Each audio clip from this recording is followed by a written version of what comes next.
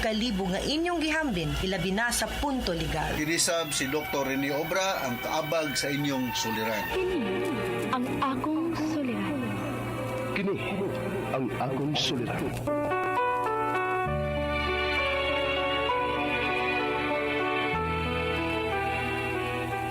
Sa atong pagkaymugso ng kalibutan, gikalawaan at ang daan sa atong suliran. Ang suliran mo'y kabahin sa itong inadlang panginabuhian. Aba na doon ay suliran nga dili mo mapasan nga ikaw ra. Nagkinahanglan kag katabang aron sa pagsulbad ni ini. Nagkinahanglan kag kahayag na mo'y mulamdag sa imong unahuna. Ug tungod ni ini, natawag kini nga atong tulumanon nga naguluhan. Kini ang akong suliran. Kini ang akong suliran. Mga minubong duwa nga matapos lang sa usa ka hugna. Mga kinutlog gikan sa mga suwat sa mga minahal namong tigpaminaw. Busa na doon na kamoy sulan nga naggumon karon sa inyong galamhan. Suwata ka na og ipadala ning atong tulumanon. Kini ang akong suliran. Aron kabuhatan ka na og duwa sa kahanginan og pagatambagan sa mga bulawan ng hunahuna. Kini ang akong suliran. Kini ang akong suliran. Sinumat ni Teresa Tirul Soria, ubos sa direksyon ni Ingrid Miss Iver Tudaso. Dalit kaninyo sa RMN Drama.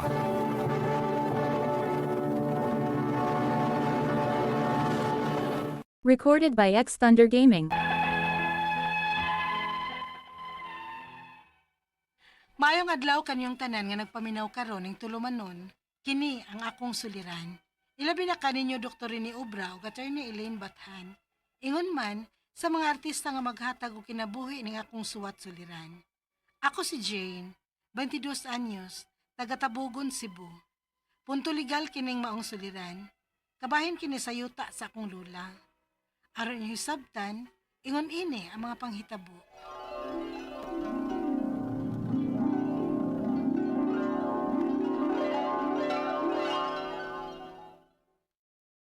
Nakoy mayong balita nimo.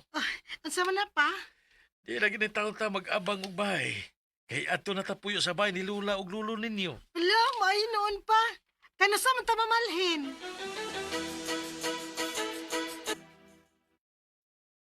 Dayon mo anak, mga apo. Salamat ma. Salamat, Lula.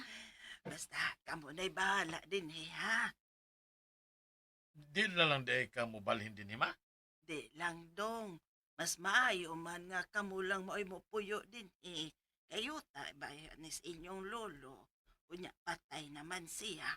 Ug usa pa, buwag naming daan sa wa pa siya mamatay. Gusto lang nako nga makapahimuos mo sa yuta sa inyong apuhan. Salamat kaayo, Lula.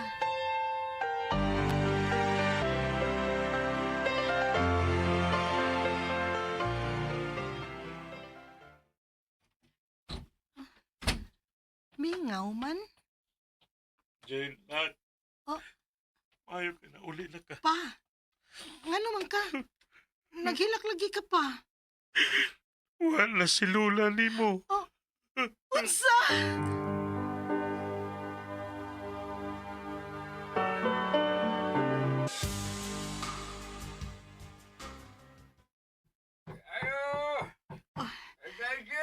Si Lolo Boy. Kadiyot sa alo! Unsa may ato? Ay, panita na mo kabalhingan. Ha? Nga naman, Lo? Ako na yan ko ha, urog balik ang yuta. Ha? Kang lula man ka ng yuta, Lo? Oo, pero patay naman si Lulog Lula ninyo. Huwag nakapangaan man ni nako ang yuta, kaya ako mauin ni palit-ani, huwag nila siya nagbayad nako. Unsa?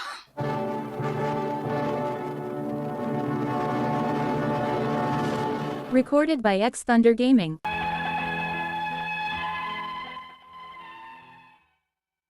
Nabalaka kaayo mi ni Papa sa among hibaw-an. Kay gusto unta na mong i-fight ang yuta ni Lolo ug Lula kay mauna lang ni ang nabilin nga kabilin niya namo. Maong ni suway og hangyo si Papa sa igsuon ni Lolo nga si Lolo Boy nga dili lang mi mamahawa. Unya, Dili pwede. Kaya ako'y planong tukurong diha sa inyong kapit. Pero tiyo, naara ba sa mi katungod ana kay sa ako baya ng amahan? Nabayra naman kaha niya ng yutaa, tiyo. Ay, unya, usaon ka man nga, ngani man sa akong titulo nga apil ang dapita sa akong mga yuta. Ay, sa awag titulo. Oh. Dakoy, Tawa. pa, Eh, saan man ni nato? basta, dili ko mo sugot. Ay, bahala ka. Na sige. Ang awang tagdili pa mo mamahawa.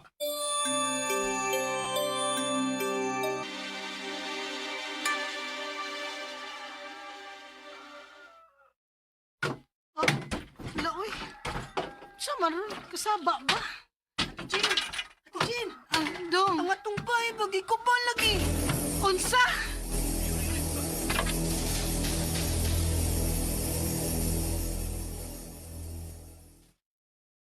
Binuang naman ng imo, tiyo.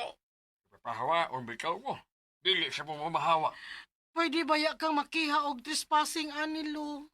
Nga rugutaw na trespassing man ko. Nga ako mang pangan ang naas sa tulo ang yuta. Naibaw ako.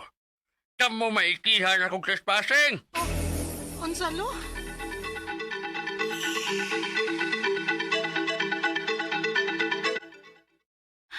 Pa, murag kita na mahinoy alkansi ini. Wa man ko tayo titulugod. Maulagi.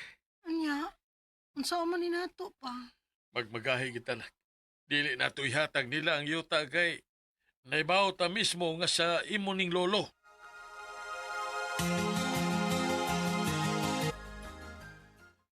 Jane, hain si Papa ni mo? Nilakaw tiya. Ingnan niya sa Papa ni mo, ha? Nga kung dili gani gihapon mo mamahawa din, ipahipos ta gyud mong tanan. Unsa?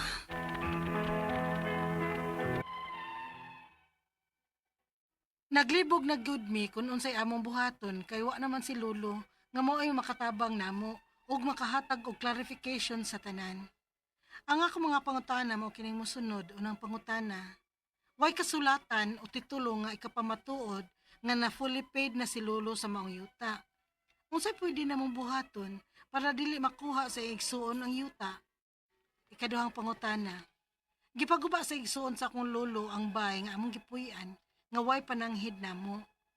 Makiha ba siya ana og trespassing nga iya mang pangan ang naa sa titulo sa maong yuta? Ikatulong pangutana. Bisag gipapahawa nami sa igsuon ni lolo, nagmagahi gyud mi. Pwede ba di mi makiha niya og trespassing? Ikaw pa itong katapusang pangutana. Gibaharan mi sa akong iyaan, anak sa igsuon sa akong lolo. Unsay pwede na mo ikaso niya? Palihog, tabangi og tambagi ko. Kini ang akong suliran, Jane.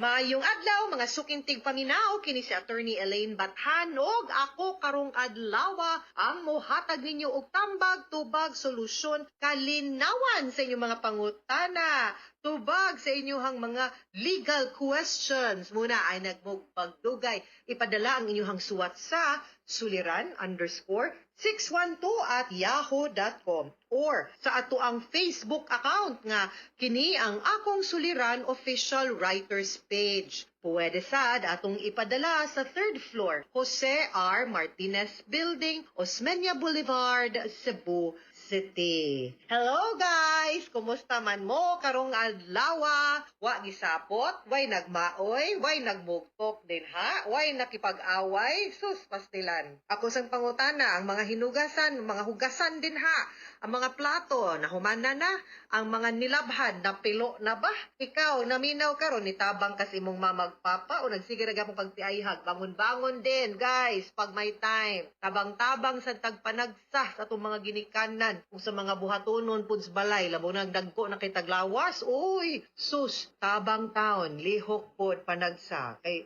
you know, pabuhi po nagdugoy, sige lang taglob-lob din ha. Bangon, lihok-lihok diha. Kang mga nagloeb, nagmugtok, kay nasakitan, oy, bangon, pangitag, kabisihan nimo kaysa sige kag muk-muk diya, sige stalk sa imuhang ex-Facebook. Sakpan.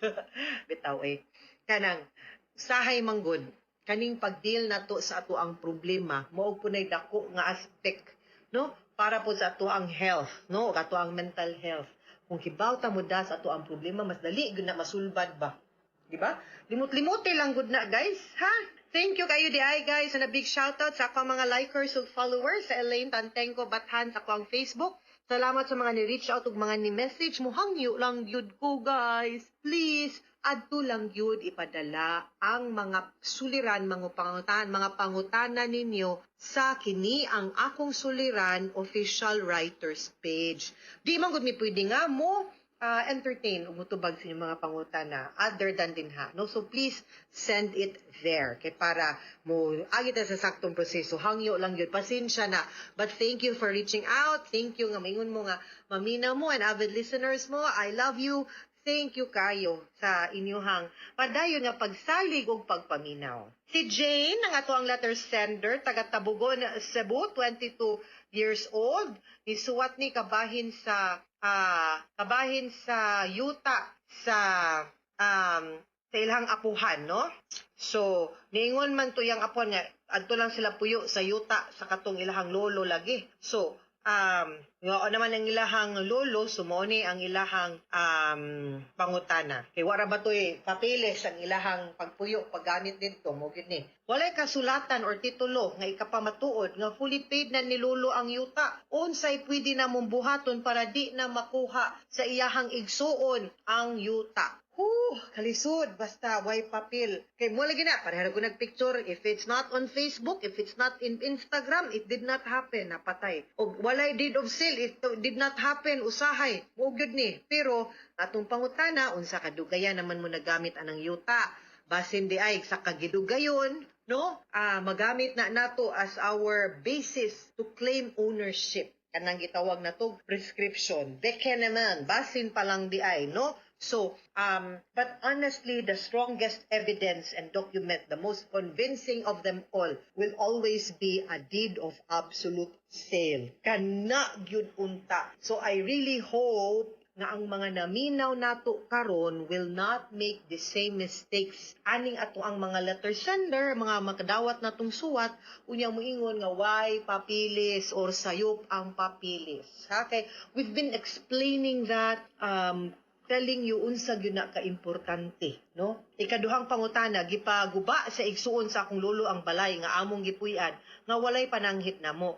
Makiha ba namo siya og trespassing? Nga iya mang pangan ang naa sa titulo sa among yuta? Yes, not just trespassing. No, even kanang mga damage to property and other applicable nga mga kaso depende sa circumstances giunsa niya pag sulong ug sulod sa inyong balay. Duo lang mong abogado didto. Nganong makiha man ninyo maski pa og maingunta nga sila'y tag-iyas yuta. Nganuman, di manggod mo niya basta-basta mapapahawa tungod kay naaman mo'y semblance of ownership kay nagtuo man mo ang imuhang lolo ang tag-iya anang maong yuta. Unya, iya man ang balay, yang balay inyo man ang balay, dili pud mo niya basta-basta sulngon ug gubon. Ang sakto ug legal nga proseso para niya is ejectment. Hukngon sa ipahukom sa na niya kinalalis man mo. Ingon mo imong lolo tag-iyas yuta kay fully paid na, maingon siya nga sila. So, dapat mo file siya og ejectment para ma-determine kinsay na ay klarong or may angayan or may katungod nga mo possess or mo angkon sa maong yuta. Dili kay gubo niya dayon. You cannot take the law into your own hands. Dili pwede nga kitay mo kupot o magbuot-buot sa balaod. Ang balaod, guys, naa na siya para pag-promote og kahapsay sa ato ang institusyon. Dili na hapsay nga pamaaging manulong tagkalit. Ikatulong pangutana, bisang gipapahawa nami sa igsuon ni lolo, nagmagahi yun mi. Pwede ba daiming makiha niya og trespassing? Dili, unless, dili, kay naaman mo'y claim of ownership also. Sumugi na akong ingon. Dapat, pahukmon sa niyang balaod, kay naglalis man mo, no? So, sulbaron sa taning problema, kinsa ninyo ang naay katungod. Who among you has the better right? Kay kung mahukom na aw kana dinha na, no? Nga kung nagmagahi ra gihapon mo, diha nang scatter. Diha nang laay kay mahog na gyud nga kamo na gyud puy naay kalapasan sa balaod ug pagwa nagrespeto sa proseso, ha? Pero kung wala pa, then and hopefully na alam pud mo unta may makuhang proof og document nga magpamatuod nga at least nabayaran si mong lolo ang yuta, may unta. Ikaupat o katapusang pangutana, gibaharan mi sa akong iyaan, anak sa igsoon sa akong lolo, unsay pwede namong ikaso niya, og delikado gyud ug karang balaka gyud ang iyang pagbahad, then we can sue for grave threats, no? Maski unsa pa monggod natong i-assert sa ato ang katungod, maski paghibawta nga naatay right or better right than the other person, wa gyud tay katungod mubuhat og dautan. Wa tay katungod mubuhat og dautan, maski paggibuhatan na tag dautan, wa tay right nga mubuhat og kalapasan sa balaod even if ang atong katungod na yatak-yatak na nganuman kay naaman tay balaod, naatay judicial system ug naay sistema aron pagpaningil sa ilang yatak-yatak sa ato ang katungod or sa ilang mga kalapasan nga gibuhat nato.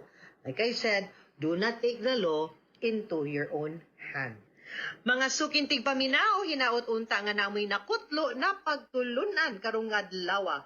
Kini si Attorney Elaine Bathan, daghan kayong salamat sa inyong pagpaminaw sa atong tulumanon hangtod sa sunod nga sugilanon sa ang programa.